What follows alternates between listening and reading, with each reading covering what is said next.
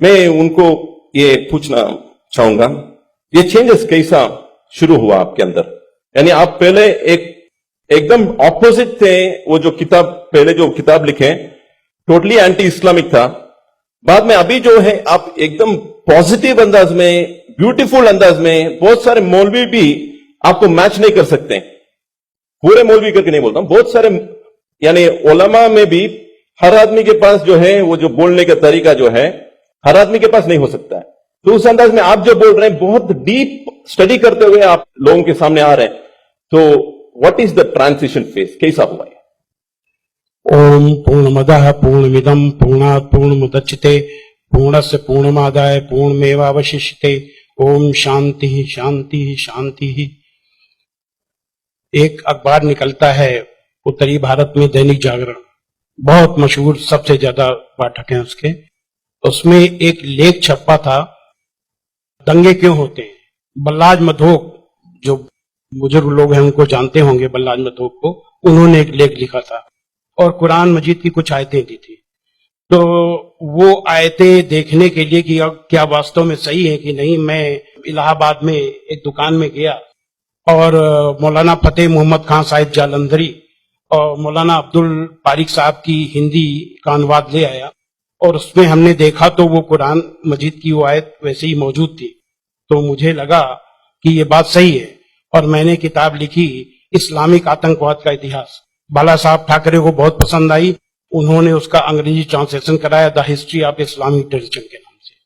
बाद में एक सज्जन ने, अब मैं वहां आ रहा हूं कि मेरा सोच कैसे बदला।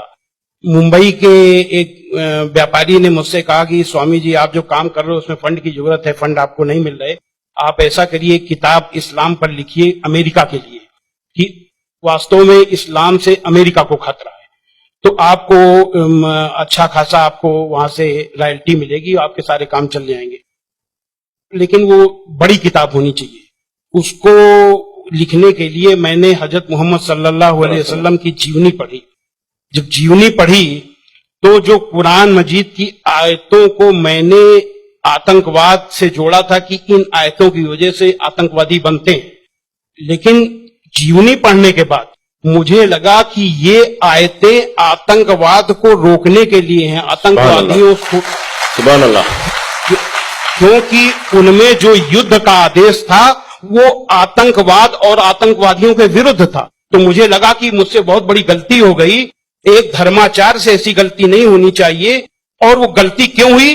वो गलती का जिम्मेदार मैं नहीं था, उस गलती का जिम्मेदार अनुवाद करने वाला था, जिसने ये नहीं बताया कि आयत का मतलब कैसे समझें। किसी भी, हम यहाँ जो गैर मुस्लिम भाई होंगे उनको मैं बताऊं कि आयत का मतलब समझने के लिए जरूरी है कि आयत क्यों और किन परिस्थितियों में आई। ये जब जानेंगे तभी सही अर्थ मालूम होगा। तो ये जानने के बाद मैंने एक दूसरी किताब लिखी, इस्लाम आतंक या आदर्श, यानी इस्लाम में आतंक नहीं, आदर्श ही आदर्श है।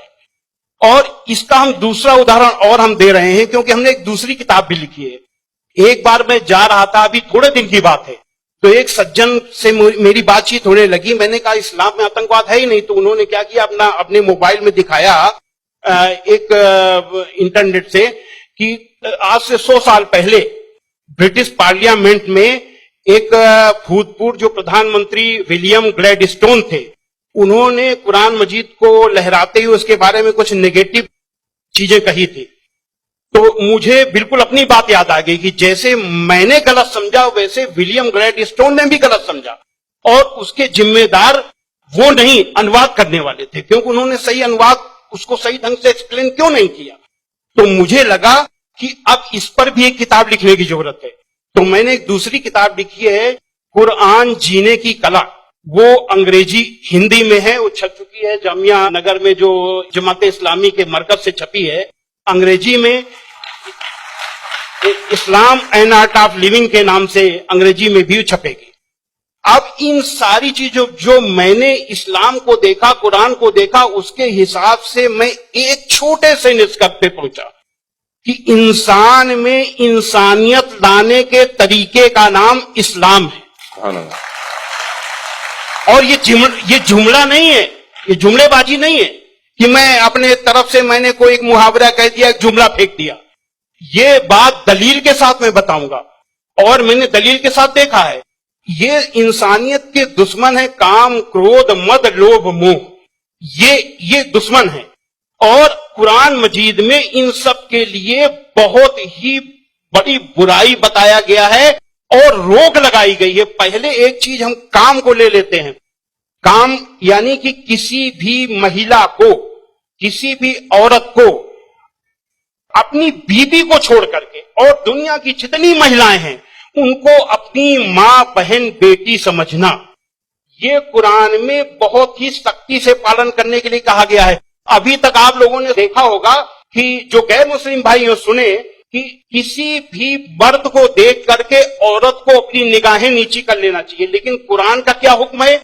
कुरान के सूरा 24 आयत नंबर 30 में है, ऐ मोहम्मद मोमिनों से कह दो कि वे अपनी गैर जो भी महिलाएं हैं, जो उनको देख करके अपनी निगाहें नीची रखा करें और अपनी शर्मगाहों की हिफाजत करें। यानी जब सुभान अल्लाह, मर्द जब अपनी पत्नी के सिवा किसी को देखे तो आंख न मिलाए उससे, अपनी निगाहें नीची कर ले और मर्यादा में रहे।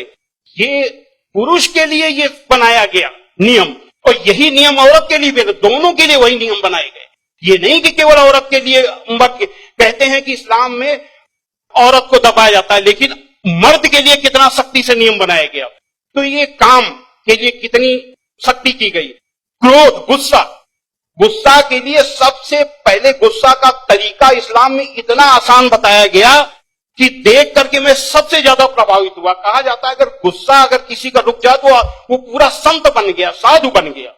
और कितना बढ़िया तरीका इस्लाम में बताया गया, कुरान में बताया गया है कि माफ कर दो, किसी के गुनाहों को माफ कर दो, और जब माफ कर दो तो गुस्सा खत्म। और सबसे पहले ये हुक्म दिया गया पैगंबर को।